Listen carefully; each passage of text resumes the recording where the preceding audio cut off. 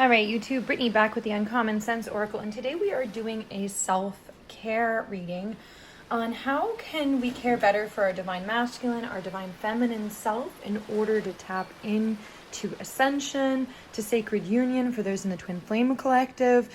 And, you know, if you're in the Twin Flame Collection, what is the divine masculine doing for self-care? What is the divine feminine doing for self-care?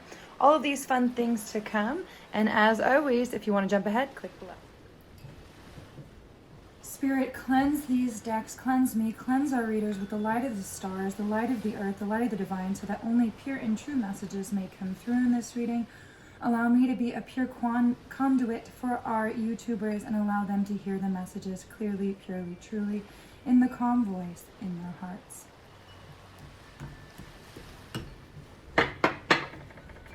All right, I'm going to be shuffling these decks.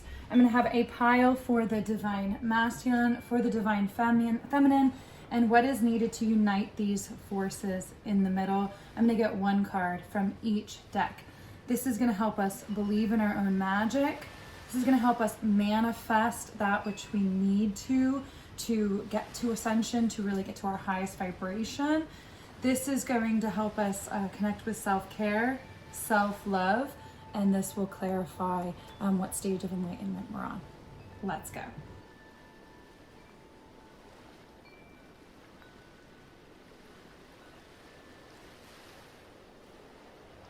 Before we get into the reading, let's look at the bottom of the decks, the last cards that are coming up, that are always just an ode for us to check into something that's still unresolved.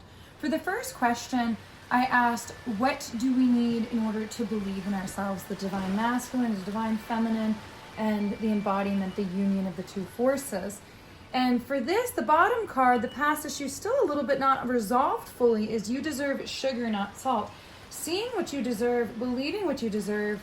And all of these bottom ones are showing to me that there's still some deception going on here, that there's still this needing to step into your purity, to open up your ᵗᵃဍᶜ, your throat chakra, and really start speaking more truth and more faith, less fear. So to manifest, my ability to receive is measured by how much I practice good feeling thoughts. So again, look at this, connecting right into this. You deserve sugar, not salt. Your ability to receive is measured by how much you practice feeling good, allowing good things to come to you. And then tapping in here, drink tea. If you're anything like me, you over-caffeinate, needing to drink more tea, less coffee. I'm also hearing for some of you, read the leaves. If you know how to read the leaves, then start interpreting them again for those who that applies to. I am who I am, crown chakra. Spending less time in your body trying to figure out who you are, creating who you are, pretending who you are, deceiving yourself in who you are, and just living. Because once you just live, you're going to show yourself and everybody else who you are. And we got to put down this boulder of self-doubt on the back. That's what's causing the deception. Seven of Swords is the most deceptive card in the tarot deck. So these are the first messages coming up. All right, we're going to start now with the divine masculine forces. All right, so this is for the divine masculine, the active elements, the 3D elements of self.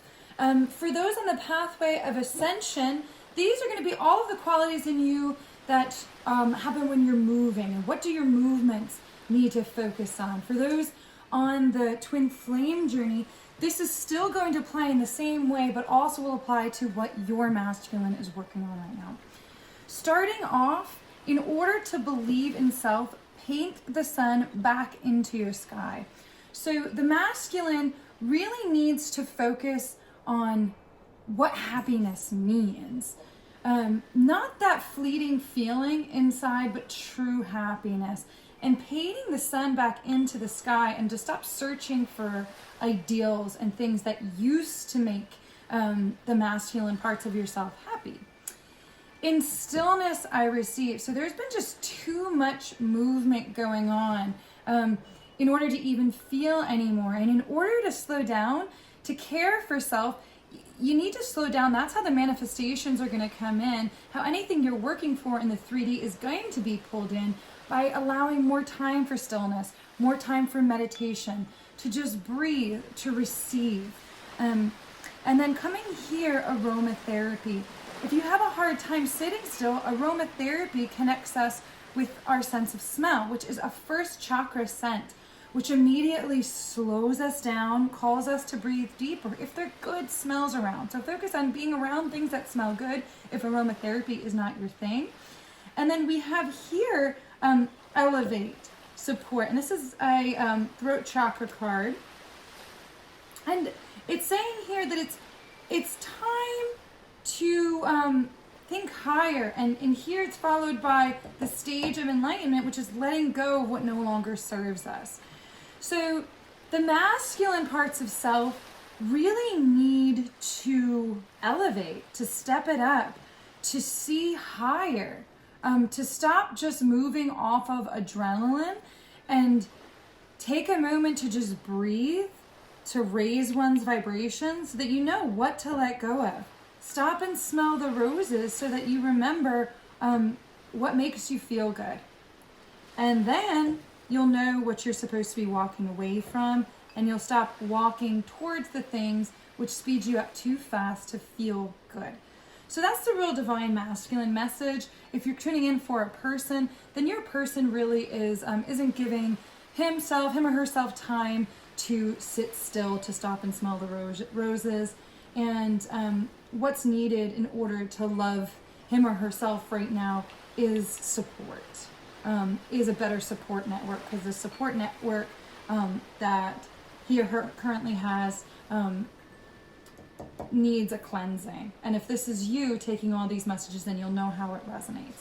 So let's go on now to the divine feminine aspects of self.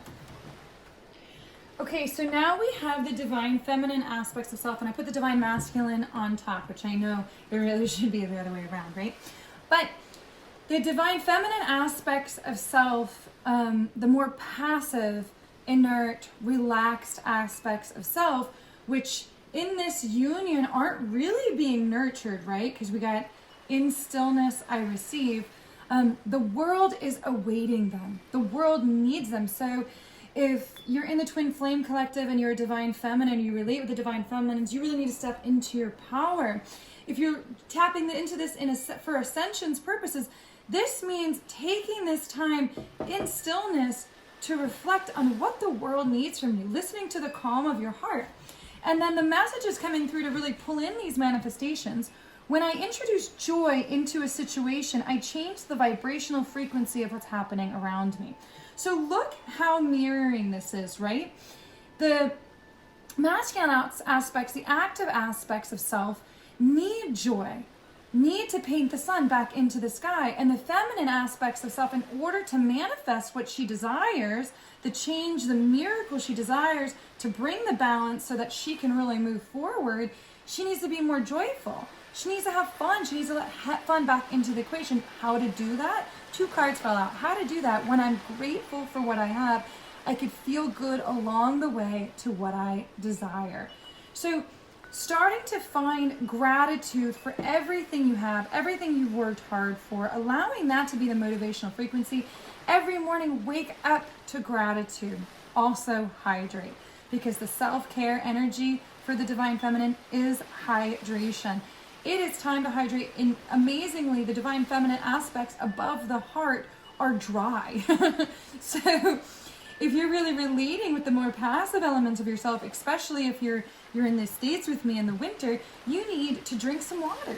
Take it on in, and maybe getting one of those inspirational bottles where you're drinking a half gallon to a gallon a day could be really good for you right now, because that's really what the Spirit is saying. If you want to tap into the world and feel more joyful, feel more gratitude, you need to get your physiology stepped into first, elevate it, step away from this dehydrated state, and become more hydrated. And right now, to love yourself, you need to believe in miracles. Believe that miracles happen. Change that part of you that's so hyper logical. Yes, justice is coming, but it's coming from you being joyful. The greatest justice you can have in this world is by you stepping into your power, you doing everything you want to fulfill yourself regardless of what anyone else is doing, and giving yourself everything that you want, that you need, that you desire. So for the divine feminine, the passive elements of self, when you're sitting still, breathe joy, gratitude for everything you have. When you're sitting still, sit still with a glass of water. Sit still when it gets dark inside. Trust that balance is already coming to you and believe in miracles. Even if you have no other reason to believe that that is coming, just believe in it, because that's going to help you step past this deceptive energy inside that keeps you not feeling grateful, not seeing everything you already have, and falling into the pitfalls of sadness when you deserve to be joyful. And once you're joyful, you're going to change the whole entire situation that you got going on. And that's what Spirit really wants you to hear, is in order for you to manifest this justice, and this is the stage of enlightenment you're on, is you want this justice, you're craving this justice, you're craving this change. And Spirit says, the world is waiting to give it to you.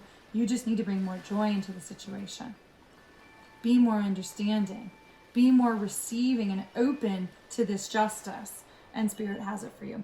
So these are the divine feminine elements. Let's now tap into what is needed to unite these forces. All right. So we can't make this stuff up here, right? Here is the what's going to unify. And look how perfectly this is. So we've got to paint joy back into the sky.